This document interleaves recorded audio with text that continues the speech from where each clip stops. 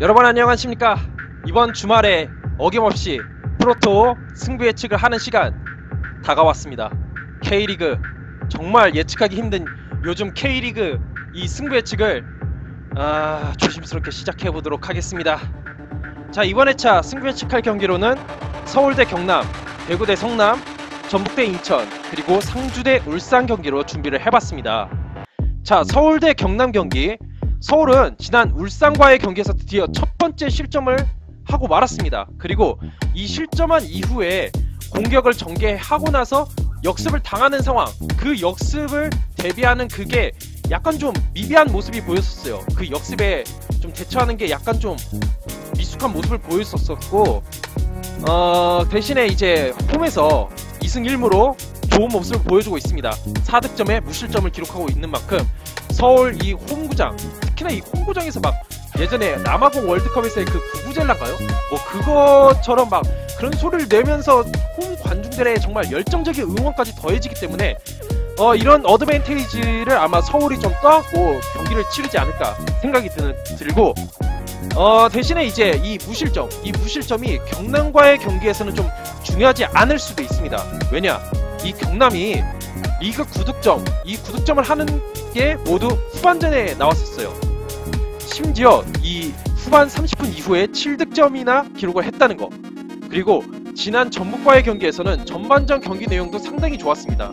살짝 빗나가는 정도의 정말 날카로운 슈팅이 나왔다는 거.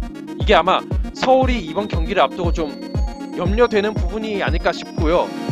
그리고 백이종 선수가 두 경기 동안에 3득점을 기록하면서 득점력에서 좋은 모습을 보여주고 있습니다. 그리고 조던 머치 선수가 서서히 이제 후반 교체 투입을 통해서 페이스를 끌어올리고 있는 모습이 확실히 보입니다. 대신에 지난 경기에서 머치 선수가 약간 좀 부상이 염려되는 장면이 표출이 되었고, 지금 어느 정도 상황인지 알 수가 없기 때문에 이거는 나중에 명단이 나와봐야 좀 알 수가 있을 것 같지만, 머치 선수가 나온다면은 이러한 점도 서울이 좀 신경을 써야 될 것 같습니다. 다만 경남도 약간 리스크가 있는 게, 지표가 적기는 하지만 올 시즌 원정 리그에서 2경기 2패 6실점이나 기록하고 있습니다. 정말 이 경남의 수비진은 여전히 믿을 수가 없어요. 홈이나 원정이나 여전히 경남의 수비는 상당히 안 좋기 때문에 이런 걸 감안해서 저는 서울FC의 승리를 예측해 보려고 합니다. 다음으로 대구대 성남 경기. 이 대구대 성남 경기는 좀 간단하게 얘기할 수 있을 것 같습니다.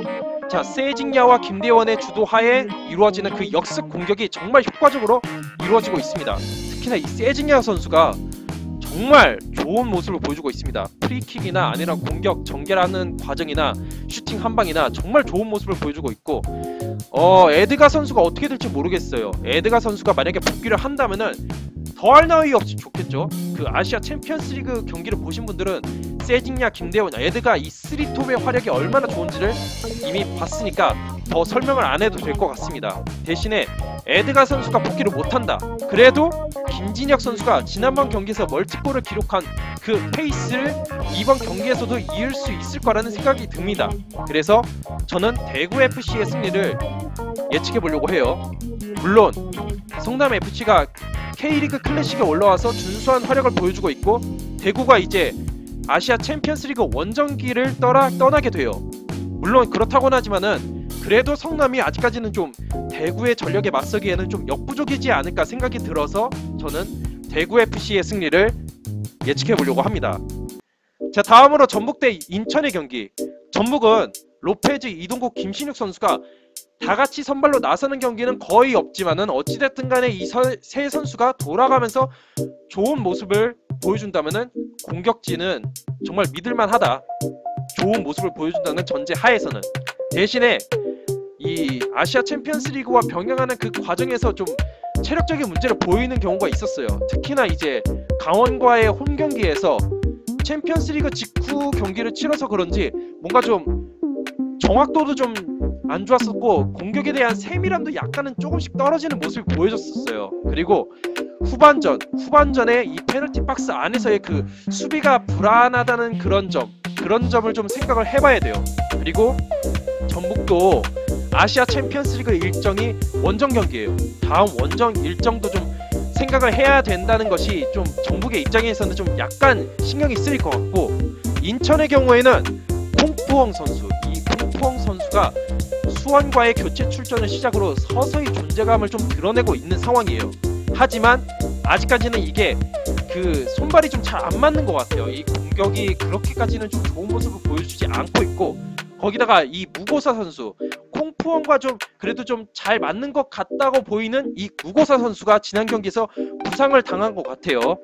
얼마나 이 부상 정도가 심한지는 좀 나와봐야 알 것 같은데 아마 못 나올 것 같아요. 제가 봤을 때는 좀 부상 정도가 당장 전북과의 경기에서는 나올 수 있는 수준이 아닌 것 같습니다. 거기다가 다른 걸 다 떠나서 이 인천도 수비가 상당히 너무 안 좋습니다. 진짜 뭐 다른 걸 다 떠나서 전북이 아무리 컨디션이 안 좋아도 인천의 수비가 정말 이 정도 너무 안 좋으면은 답이 없습니다. 뭐 인천이 이번 경기에서는 아마 수비적으로 나올 것 같기는 해요. 아무래도 전북을 생각했을 때는 좀 수비적으로 나와서 승점 1점이라도 얻겠다, 역습을 한번 시도라도 해보겠다 이런 생각이겠지만은 그래도 전북의 승리가 무난하게 좀 예측이 됩니다. 네, 인천이 좀 확실히 안 좋습니다. 다음으로 마지막 상주 대 울산 경기인데, 상주는 송시우, 육비가람 그리고 골키퍼 이 윤보상 선수의 활약. 이 윤보상 선수가 정말 상주 상무의 지금까지의 이 상위권 성적을 계속해서 이끌어주고 있다고 봐도 과언이 아닙니다. 진짜 조현우 선수만큼 활약하고 있는 골키퍼예요. 대신에 이 상주 상무가 3연승을 거뒀을 때에 비해서는 좀 공격이 좀 무뎌졌어요. 상주 상무의 경우에는 좌우를 이렇게 좀 번갈아 가면서 빠르게 이렇게 한 번에 올리면서 이렇게 대구처럼 역습이나 아니라면 좀 상대의 수비를 혼란시키는 그런 빠른 좌우를 활용한 공격을 하는 게 상주의 특징인데, 이게 좀 약간 좀 무뎌졌어요. 서울과의 경기에서 좀 약간 좀 체력을 소비해서 그런 건지 3연전을 연이어서 이렇게 하는 상주의 입장에서는 좀 이게 좀 신경이 쓰일 것 같고, 거기다가 이제 김영빈 선수가 지난 경기에서 퇴장을 당했습니다. 그래서 이번 경기에서 결정을 하게 된다는 것이 좀 큰 리스크가 될 것 같아요. 그리고 울산의 경우에는 주니어, 김보경, 믹스 그리고 김인성 선수가 아마 선발로 나올지 교체로 나올지 모르겠는데, 아무튼 이 김인성 선수도 좀 눈여겨볼 필요가 있습니다.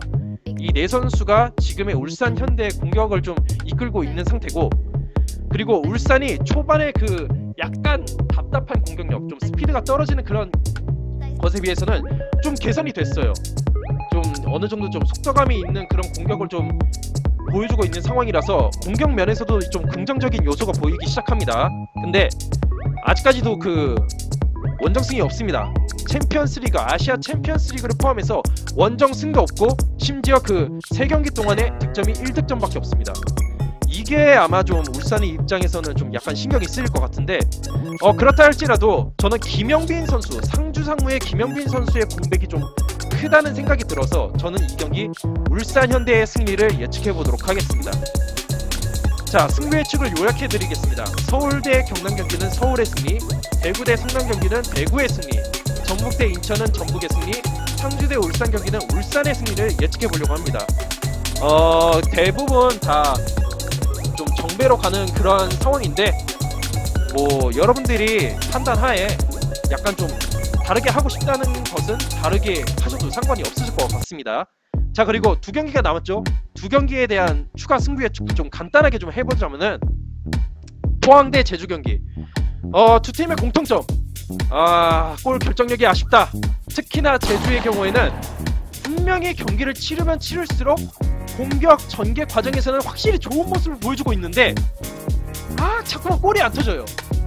마무리가 너무 아쉽습니다. 그래서 이 경기는 분명히 왠지 모르게 무승부 가능성이 있어 보이기는 하는데, 저는 가끔씩 이제 제가 승부 예측을 할 때 제가 분명히 이 팀이 분명히 이렇게 결과를 낼 것 같다 하는 경기, 전북 대 강원 경기에서 전북이 분명히 이길 줄 알았는데 강원이 승리하거나, 대구 대 울산 경기에서 뭐 물론 울산이 상대 전적 좋았긴 했지만 대구의 상대 전적 최근 페이스 좋아서 대구 승리 예측했는데 무승부 되고 에드가 빠지고 뭐 이런 거 약간 꼬이는 경기 결과가 나오는 게 있어서, 저는 이번에 살짝 꼬아서 포항의 승리를 과감하게 예측을 해보도록 하겠고, 강원 대 수원의 경기는 강원이 확실히 좀 좋은 모습을 보여주고 있는 것 같아요. 올 시즌에는 강원이 좀 뭔가 4위권 이내까지는 잘 모르겠지만은 그래도 좀 상위 스플릿에는 올라갈 경기력이 된다는 생각이 들어서 수원도 좀 좋은 모습을 보여주고 있다고는 하지만 강원의 승리를